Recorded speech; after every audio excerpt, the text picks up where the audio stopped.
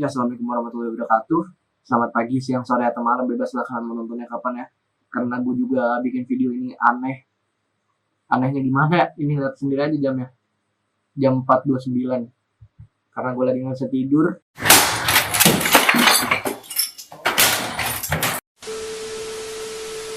Daripada gue buang-buang waktu, mending gue langsung aja bikin video ini. Ya, kali ini gue akan membuat video untuk memenuhi tugas wasit etika dan komunikasi visual. Nah, isi dari video ini sendiri adalah tentang analisis objek estetika yang sebelumnya udah gue bikin dalam bentuk PDF dan juga udah gue kumpulin. Sebelum gue masuk ke dalam pembahasan analisisnya, gue bakal perkenalan diri dulu nih. Nama gue adalah Adipati Dolken ya. Baca. Nama gue adalah Ananda Fareza Rahman dengan NIM 16012132664 dan gue dari kelas jadi 45B. Oke, cukup perkenalan diri dari gue. Gue akan masuk langsung ke dalam isi pembahasan dari tugas analisis nilai estetika menurut Edmund Wilfilman yang gue terapin di karya pilihan gue ini. Karya pilihan gue ini sendiri ada 4. Yang pertama adalah The Head of the Virgin in 3/4 View Facing Right. Yang kedua ada Full Metal Alchemist Brotherhood. Dan yang ketiga ada Motif Batima yang Gemdung. Dan yang terakhir ada Adit Sopo Jarwo. Oke, masuk ke karya pertama, ada The Head of the Virgin in 3/4 View Facing Right. Di sini gue akan sedikit membicarakan mengenai deskripsi karya terlebih dahulu sebagai pengenalan buat penonton dari video ini. Karya The Head of the Virgin in 3/4 View Facing Right merupakan karya seniman asal Italia. Pasti kalau udah bicara soal Italia, di otak kalian akan terbesit satu nama, yaitu adalah Leonardo da Vinci. Karya ini merupakan mahakarya dari seorang Leonardo da Vinci yang merupakan seniman Italia. Karya seni ini sendiri diciptakan di sekitar tahun 1510 hingga 1513. Karya ini membawa nama besar Da Vinci sebagai nilai jualnya.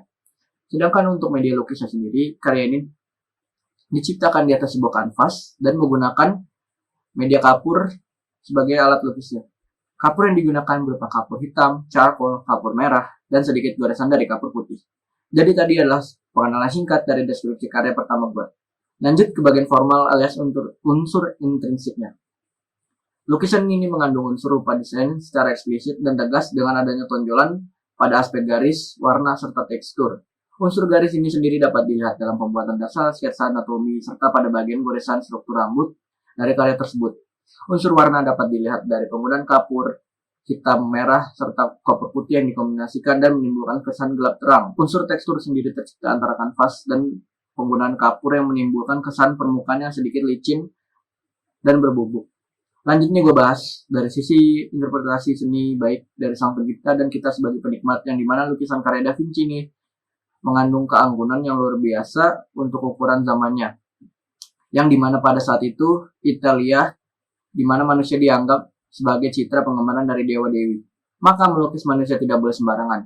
Lukisan ini memiliki makna penggambaran estetika barat pada era abad 15. Hal ini menandakan pencarian ilmiah atas suatu yang keduniawian, fisik, dan teramati secara indrawi, atau bisa dibilang secara simbolik mengarah ke paham-paham Renaissance Eropa kuno dan sains yang timbul kemudian seperti rasionalisme, empirisme, kritisisme, sekaligus reaksi atas pengetahuan yang berunsur seni tinggi sebagaimana mendominasi alam kecendekiawanan Eropa Barat. Pada masa itu Leonardo da Vinci melukis potret dari gadis yang menghadap ke kanan dengan fokus tatapan mata dan ekspresi wajah yang menggambarkan keanggunan.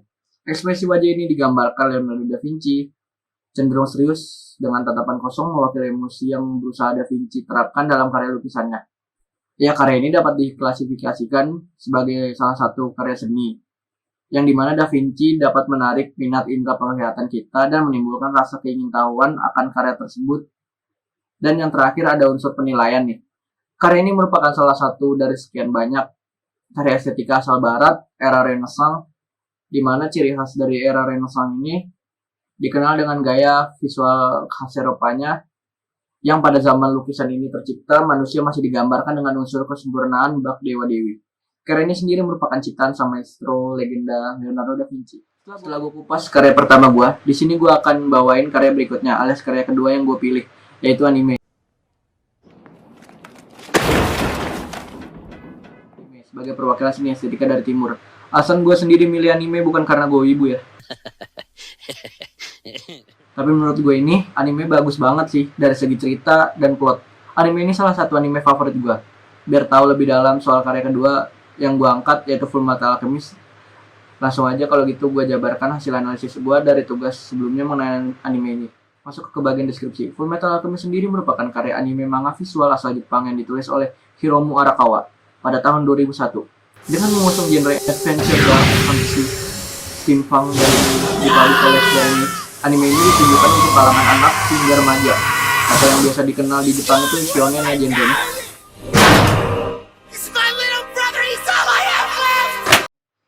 Kemudian lanjut ke aspek formal dari anime Fullmetal Alchemist ini. Tentunya dari aspek unsur anime ini sangat lengkap dimulai dari garis, bangun, warna, serta ruang waktu. Seperti contoh dari kutipan scene pada slide sebelumnya, terdapat unsur warna dari tiap karakternya. Garis sebagai kerangka awal dari penganimasian karakter serta struktur anatomi serta lingkungan. Unsur bangun yang terletak di tiap aspek, baik dari karakter maupun lingkungan. Unsur ruang waktu juga diwakilkan melalui narasi serta pelataran cerita, dan masuk ke dalam unsur interpretasi. Fullmetal Alchemist ini berusaha membawakan tema Eropa kuno yang kental akan unsur magicnya, yang dimana pada saat itu Eropa kuno terkenal sebagai negara yang mempercayai hal gaib seperti magic. Dengan premis yang menarik dan unik yang diusung oleh Fullmetal Alchemist ini, yang mendongkrak kepopulerannya, di mana penggambaran yang diharapkan dari si pencipta anime ini dapat diwujudkan dengan visualisasi dan alur cerita yang to the point, yang membuat cerita ini terkesan menjadi padat, dengan kisah yang berfokus ke karakter utama dan adiknya, di mana pada awal cerita mengalami kegagalan fatal dalam upaya membangkitkan ibu mereka dengan penggunaan magic, namun gagal dan mengakibatkan sang adik kehilangan raganya, sedangkan sang kakak kehilangan tangannya. Anime ini sukses menerjemahkan ide dari sang pembuat ke dalam hati penonton, yang mengakibatkan anime ini disukai oleh masyarakat dan menjadi salah satu anime terbaik sepanjang masa, yang posisinya sulit dilengsarkan dikarenakan kejeniusan ide dari sang kreator dalam penulisan storyline. Ini merupakan jenis klasifikasi dari seni timur modern. Kemudian gue masuk ke aspek penilaian. Anime Fullmetal Alchemist anime ini merupakan contoh sukses dari animasi asal Jepang yang dengan cerdas membawa tema menarik pada masanya. Anime ini salah satu yang menyajikan premis magic dan penggambaran deadly scenes yang sukses dengan penggambaran dari tiap karakter yang seiring berjalannya episode tersebut. Oke, let's go, kita lanjut. Pembahasan selanjutnya ke karya ketiga, yaitu motif batik Megamendung.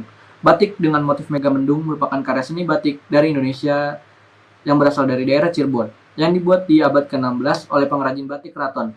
Motif batik Megamendung ini bahkan menjadi ikon batik daerah Cirebon dan daerah Indonesia lainnya. Motif batik ini mempunyai kekhasan yang tidak ditemui di daerah penghasil batik lain. Bahkan karena hanya ada di Cirebon dan merupakan mahakarya, Departemen Kebudayaan dan Pariwisata akan mendaftarkan motif Megamendung ke UNESCO untuk mendapatkan pengakuan sebagai salah satu warisan dunia. Unsur formal yang ditekankan ialah motif dari batik Megamendung yang mengandung unsur rupa desain, terutama yang ditonjolkan ialah penggunaan motif dan pewarnaan yang membuat batik ini menimbulkan kesan casual yang santai, namun anggun dan elegan di waktu yang sama. Interpretasi dari unsur estetika dalam motif batik ini dapat dilihat dari motif Megamendung yang pada awalnya selalu berunsurkan warna biru diselingi warna merah, menggambarkan maskulinitas dan suasana dinamis. Karena dalam proses pembuatannya ada campur tangan laki-laki. Kaum laki-laki anggota tarekat lah yang pada awalnya merintis tradisi batik. Warna biru dan merah tua juga menggambarkan psikologi masyarakat pesisir yang lugas, terbuka, dan egaliter. Selain itu, warna biru juga disebut melambangkan warna langit yang luas, bersahabat dan tenang, serta melambangkan pembawa hujan, yang dinanti-nantikan sebagai pembawa kesuburan dan pemberi kehidupan. Warna biru juga digunakan mulai dari warna biru muda sampai dengan warna biru tua. Biru muda menggambarkan makin cerahnya kehidupan, dan biru tua menggambarkan awan gelap yang mengandung air hujan dan memberi kehidupan. Ya, batik Megamendung ini sendiri merupakan klasifikasi contoh dari karya seni Nusantara, peninggalan nenek moyang yang mengandung pesan tersirat. Kemudian aspek terakhir ada penilaian. Penilaian pada karya seni ini menurut gua adalah merupakan warisan dari Indonesia yang patut dilestarikan dan dijaga keorisinalitasannya. Batik ini menonjolkan kesan kedamaian yang anggun di dalamnya, sangat memanjakan visual bagi para penikmat seni maupun penikmat budaya. Setelah dari batik Megamendung, gue bakal masuk ke dalam karya animasi asal Indonesia yang menurut gue menarik untuk dibahas dan dianalisis. Apalagi kalau bukan Adi Sopo Jarwo.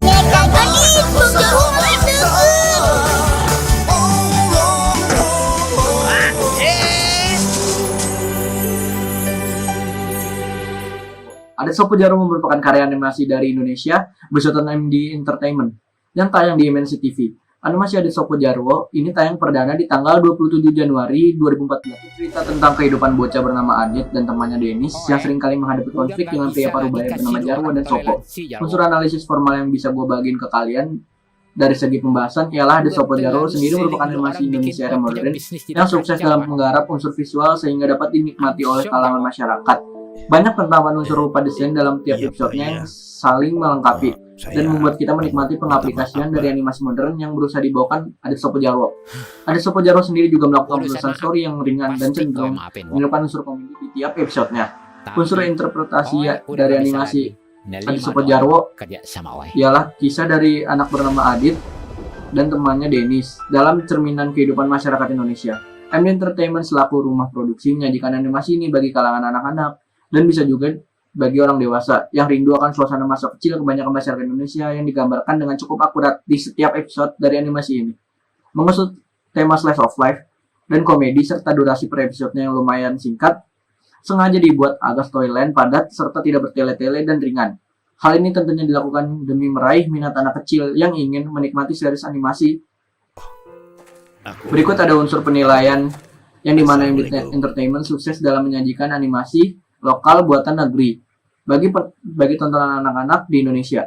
Saya sendiri bahkan yang sudah kuliah suka menonton Adit Sopo Jarwo ya, hanya untuk menunggu khayalan-khayalan unik Dennis yang tercipta yang dimana MD Entertainment sukses dalam menyajikan animasi lokal buatan negeri bagi tontonan anak-anak di Indonesia.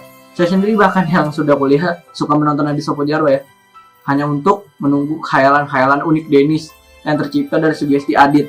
Jadi di anime ini si Adit suka suruh si Dennis ini merem dan membayangkan dirinya jadi yang aneh-aneh lah, misalkan disuruh merem untuk jadi pahlawan lah, disuruh nggak tahu lah, pokoknya daya imajinasi dari Dennis ini bisa dipancing oleh Adit. Animasi ini ringan dan lucu karena membuat pria parubaya sebagai bahan candaan di tiap episode. Nah, jadi si Adit ini anak laknat ya, Bang Sopo sama Bang Jarwo dikerjain mulu. Jadi mungkin segitu aja analisis yang bisa gue bagiin ke kalian perihal nilai estetika dari karya yang gue pilih. Gue mau minta maaf kalau gue ada salah-salah kata, kurang lebihnya mohon maaf. Terima kasih, bye bye guys.